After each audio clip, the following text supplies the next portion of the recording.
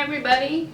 So today we're going to do a little video on a great way to use the tomato jam. We're going to use it to make some amazing barbecue glazed pork ribs. Got the boneless country ribs because that's what my family likes. And you know, I'm always on the lookout for something that is easy to cook. I work 4/10s. I work like everybody else. I have a full-time job. And I don't always want to spend hours in the kitchen when I get off work, especially when I've worked a full day. So I'm always on the lookout for something easy that is just really hearty and makes a great meal. Feed my kids with stuff that I know what's in the food. I like healthy food. And so I'm going to show you today just a quick, easy recipe that you can put in the crock pot. You can put it on low. You can leave it for 6 to 8 hours. You can put it on high. It'll be done in 4 hours. It depends on your day. It depends on your schedule. But it's set and forget, which is just the best for busy moms. It's the best for working women, for people who have a full-time job and who like to eat good food but don't have hours and hours to spend in the kitchen. So the first thing I'm going to do to get started is I'm going to slice some onion to lay in the bottom of the crock pot just to give it a bed to sit on. It'll help flavor the meat, but it'll keep it off the bottom of the crock pot. So I'm just going to do thick slices, nothing fancy, no julienne, just thick slices of onion that I can lay in the bottom of the crock pot. Crock pot over, and I'm going to put them, I'm just going to lay them in the bottom just as a little platform for the meat, for the juice to be able to get away from the meat. I'm going to slice up both halves of the onion. It's a medium onion. It's not really large, it's not small, just a medium onion. And like I said, it's just thick slices. This is not, you don't have to be Julia Child to get this one done. And we're going to just put them in the bottom of the crock pot.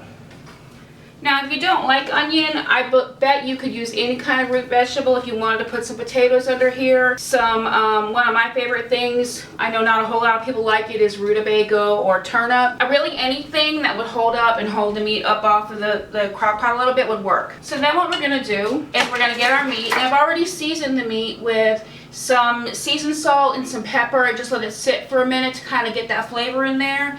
And then we're going to take the tomato gravy, and I'm just going to put a little bit kind of on the meat, and then I'm going to spread it around and glaze them a little bit. Now I've got 3 packages here because I just happened to hit a really good sale, and I know how much my family loves these. So what I'll do is I'll make this and then I'll freeze it for another time, what I have left over. You might not want to make as big a batch, and you definitely won't be using as much tomato jam if you make a smaller batch. So we're going to go ahead and glaze the ribs. Make sure they're good and covered. Then we're going to flip them over and do the same thing on the other side. And scoop up a little bit of that tomato jam that fell down because we don't want to lose all that goodness. You know, and you could, I mean, easy enough to do. If you don't have as many, I had too many to do this, it wouldn't have coated evenly. But if you say you just got 1 package of pork ribs, and you just wanted to throw them in the crock pot and put the tomato jam over the top and then kind of mix them around and make sure they were coated, you could do that as well. I just had a few too many to be able to get them coated well, and I want to make sure that they taste good. I want to make sure that it's the best meal I can make for my family, and it has the best flavor. And I want to make sure that every piece of pork has some of that amazing tomato jam on it, with all the flavors, with the cumin and the onion and the garlic and the spice. That little kick of heat, that little heat kick is going to just flavor this pork so well. Pork's a very mild meat, and it really picks up the flavor of what you put on it and put in it so nicely. So definitely the little jalapeno kick we've got going on in this tomato jam is going to flavor this pork so well, and it's going to be so good. So then I'm just going to put it in, and I'm going to put the larger pieces on the bottom. Some of these are more like pork chops than pork ribs. They're very thick. And then I'm going to go ahead and just place the rest around. And I might have a few too many here. It might have to go a little bit longer than I had planned. But with a crock pot, I feel like it will be fine. I'm going to get the last little bit that's on the tray.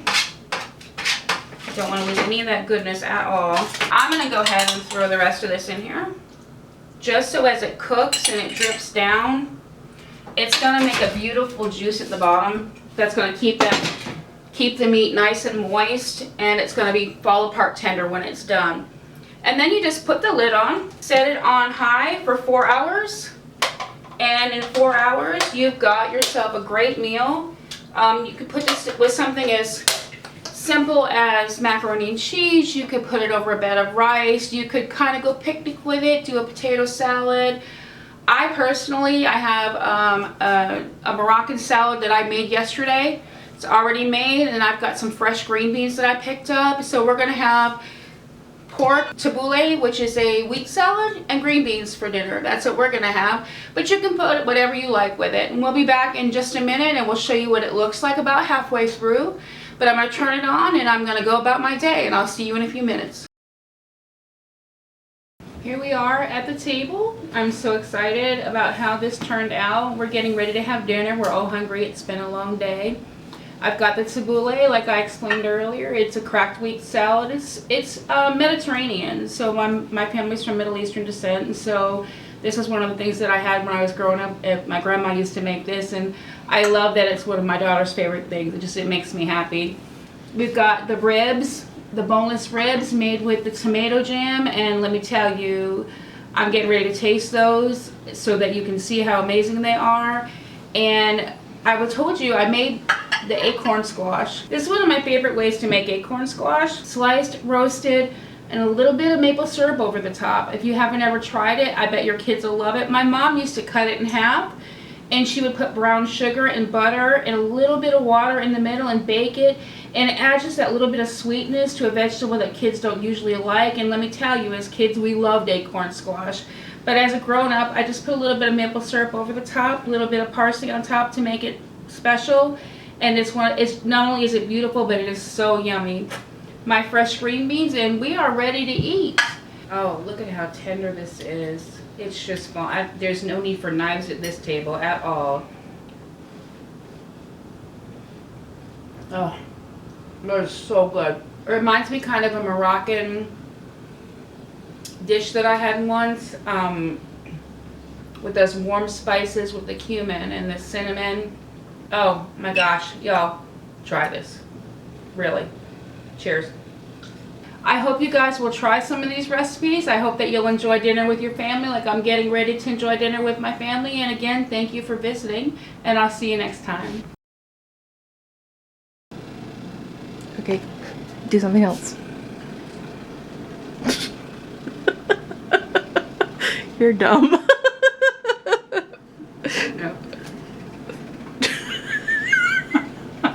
Anybody that knows me will know this is what I do. I'm gonna put you on YouTube like